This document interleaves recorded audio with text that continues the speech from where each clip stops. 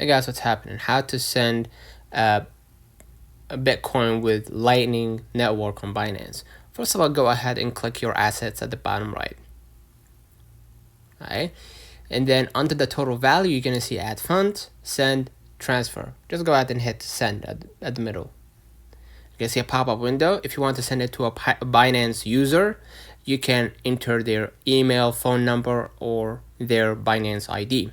So I'm gonna select the second option, on-chain withdraw, and select the coin. In our case, we want to send Bitcoin. So I'm gonna hit Bitcoin right here. Right, into the address that's been sent, or the address you generated from other blockchain, and the network. Okay, so we're gonna be specific and choose the Lightning Network. Right, after you added the address and the network, enter the amount of Bitcoin that you want to send. Right, could be 1 Bitcoin, 2 Bitcoins, whatever. Right, into the amount of Bitcoin, and just continue with the verification process by hitting withdraw at the bottom right.